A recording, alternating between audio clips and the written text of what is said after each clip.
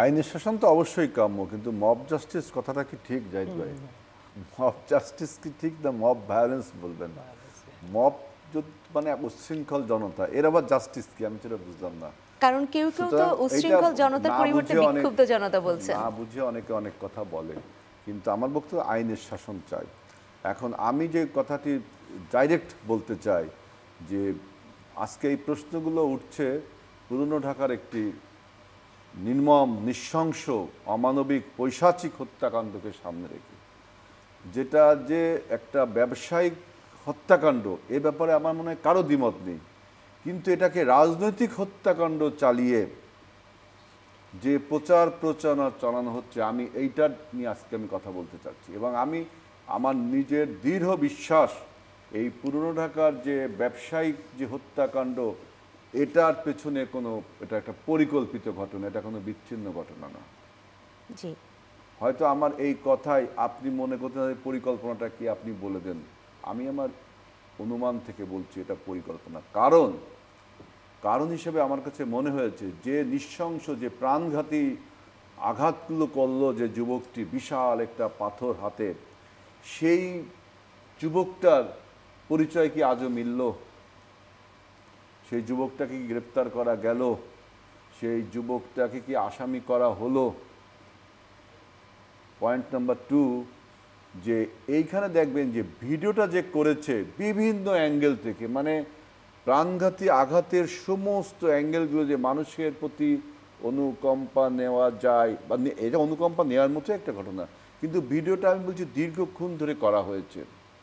তার মানে এই ঘটনা ঘটানো হবেই বলে ভিডিওটা পরিকল্পিতভাবে করা হয়েছে। আমি কিন্তু এই ঘটনার তীব্র নিন্দা জানাই, এবং আমাদের দল বলেছে, এখন না সবসময় বলে যে সন্ত্রাসীর কোনো দলীয় পরিচয় নেই। আমাদের দলে যে ছেলেটি মারা গেছে সে নাকি আমাদের দলে নতুন যোগ দিয়েছে, বা আমাদের দলের কানেকশন রয়েছে, এটা অস্বীকার করার জন্য। যারা মেরেছে তারাও নাকি আমাদের দলের কানেকশন রয়েছে। এখন এদেরকে কি আমরা ধরতে নিষেধ করেছি? এদেরকে কি গ্রেপ্তার করতে আমরা নিষেধ করেছি? বরঞ্চ বলছি ওদের গ্রেপ্তার করুন, আইনের আওতায় আনুন। কিন্তু তারপরেও আমরা দেখলাম ওই যে প্রাণঘাতী যে হত্যাকাণ্ডটি ঘটানো হলো, তাকে ধরা গেল না, এবং সেখানে নাকি আশেপাশে পুলিশও ছিল, পুলিশটাও এগিয়ে আসলো না।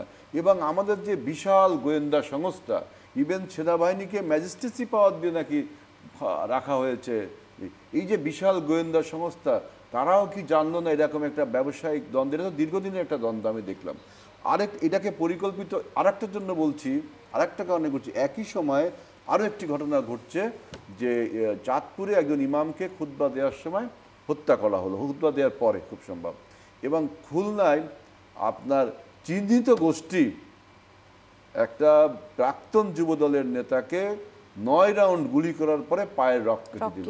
এখন এটা পায়ের রক্তটা কালচার কাদের, এটা তো বাংলাদেশে সবাই জানে। যারা 80-র দশক থেকে এই পর্যন্ত ছাত্র রাজনীতি বা জাতীয় রাজনীতির সাথে জড়িত, তারা জানে রক কাটা কালচার কাদের। একটা পার্টির নামই আছে রক কাটা পার্টি।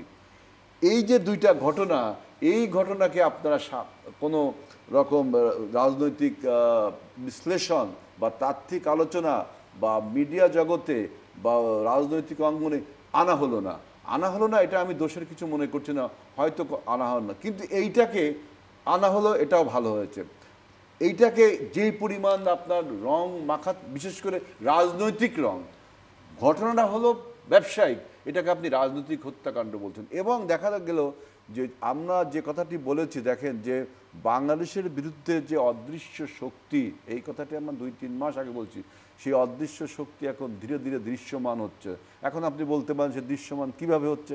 আপনি দেখেন যে এই ব্যবসায়িক হত্যাকাণ্ডকে রাজনৈতিক হত্যাকাণ্ড হিসাবে রূপ দেওয়ার পরে আপনি দেখেন বিভিন্ন মহল থেকে, এবং তারা চিহ্নিত কারা, তারা সেই শেখ হাসিনার ফ্যাসিস্টের সময় যে সমস্ত জাতীয় নেতা নেত্রীর নামে স্লোগান দেওয়া হতো, সেই রকম স্লোগান দিচ্ছে।